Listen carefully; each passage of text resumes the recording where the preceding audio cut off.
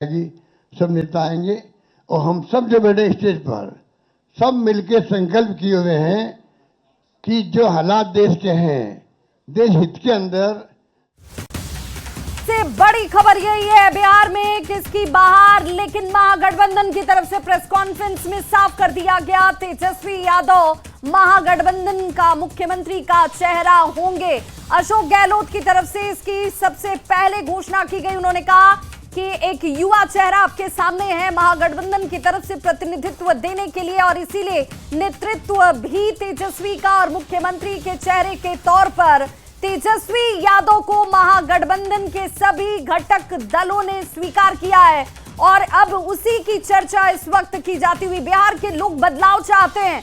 अशोक गहलोत के साथ तमाम घटक दलों ने अपनी जब बातों को रखा है तो कहा कि बिहार में जो हालात हैं, विरोधियों के पास धन बल की कोई कमी नहीं, और इसीलिए तेजस्वी यादव सीएम फेस महागठबंधन का घोषित कर दिए गए हैं। इसी को लेकर ये बार बार सवाल खड़े किए जा रहा था कि प्रेस कॉन्फ्रेंस का आखिर एजेंडा क्या होगा, मकसद क्या होगा। मकसद यही कि यहां पर एकजुटता तो दिखाई गई, साथ ही साथ उस सवाल का जवाब जिसमें महागठबंधन का नेतृत्व कौन कर रहा है, चेहरा कौन होगा मुख्यमंत्री का, तो चुनाव में जाने से ठीक कुछ दिन पहले इस प्रेस कॉन्फ्रेंस के जरिए ये कह दिया गया है कि कांग्रेस ने भी तेजस्वी के मुख्यमंत्री के चेहरे पर अपनी सहमति दे दी है। तेजस्वी यादव सीएम फेस हैं कांग्रेस की तरफ से, ये कह दिया गया। अशोक गहलोत जो कि एक सीनियर लीडर है, कई बार मुख्यमंत्री की भूमिका निभा चुके हैं, और उस लिहाज से भी जब वो यहाँ इस वक्त पटना में मौजूद थे तो इस प्रेस कॉन्फ्रेंस के होने से ठीक पहले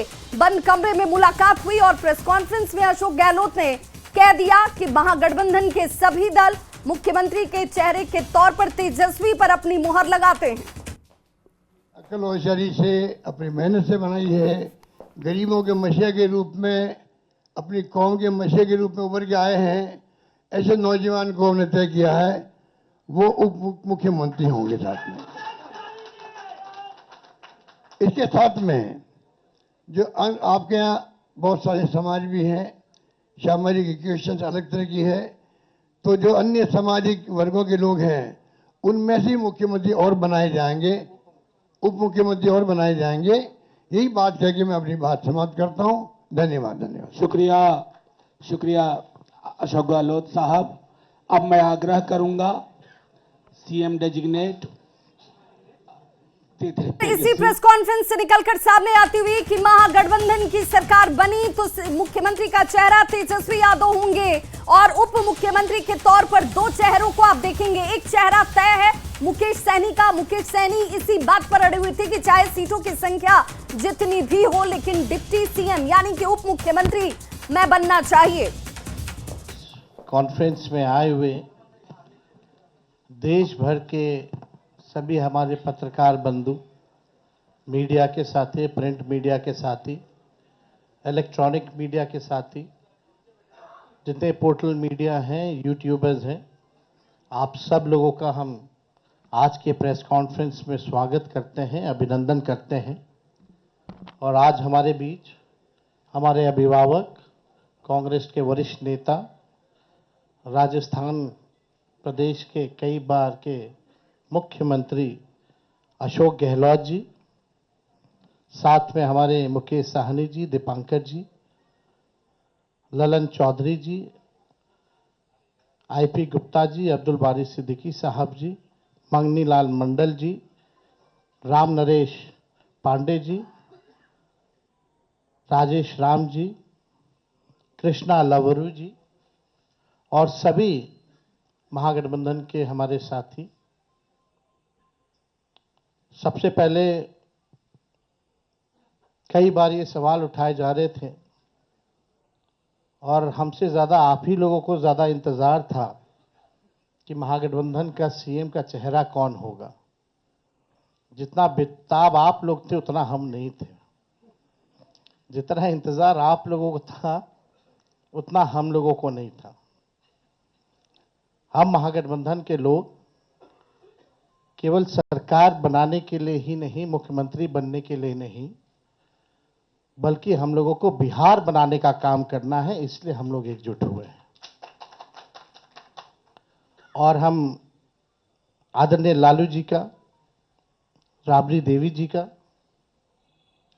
मैडम सोनिया गांधी जी का, राहुल गांधी जी का, खरगे साहब जी का, प्रियंका गांधी जी का, दीपांकर जी का, मुकेश साहनी जी का, डी राजा साहब जी का, आईपी गुप्ता जी का, बेबी साहब जी का, नरेश जी, ललन जी का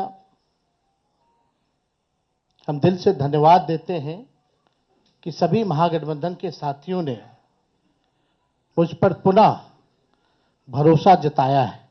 इसके लिए सभी हमारे महागठबंधन के नेता हों, कार्यकर्ता हों, उन सब लोगों को दिल से हम धन्यवाद देते हैं और उन सभी लोगों से ज़रूर कहना चाहेंगे कि जो उम्मीद, जो विश्वास आप लोगों ने हम पे जताया है, उस उम्मीद पर हम ज़रूर खरे उतरेंगे और मिल करके जो डबल इंजन की सरकार है, एक इंजन भ्रष्टाचार में है, एक इंजन अपराध में है, ऐसी 20 साल पुरानी निकम्मी सरकार को हम लोग उखाड़ करके फेंकेंगे।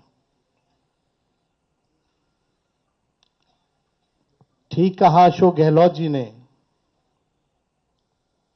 कि भाई हमारा तो जॉइंट प्रेस कॉन्फ्रेंस भी हो गया, इससे पहले कई राउंड हम लोग साथ भी बैठे, लेकिन हम लोगों ने नीतीश जी के साथ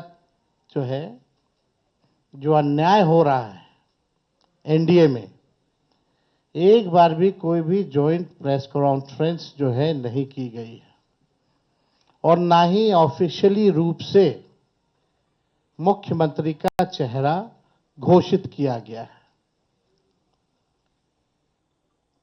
तो हम लोग तो शुरू दिन से ही कह रहे थे कि भाजपा के लोग नीतीश जी को दोबारा मुख्यमंत्री नहीं बनाएंगे और इस पे और किसी ने मुहर नहीं लगाया है, बल्कि अमित शाह जी ने एक बार नहीं कई बार इस बात को बोला है कि विधायक दल की जो संख्या होगी वो तय करेगा। लेकिन अमित शाह जी से हम जानना चाहेंगे, इस बार आप ये बात कह रहे हैं, पिछले बार तो ये बात नहीं थी। यह लगातार 20 साल से एनडीए की सरकार है, हमेशा से मुख्यमंत्री का चेहरा आप लोगों ने घोषित किया। आखिर क्या कारण है कि इस बार आप नीतीश कुमार जी का मुख्यमंत्री के चेहरे का नाम का घोषणा क्यों नहीं कर रहे? अब ये सवाल बड़ा खड़ा होता है।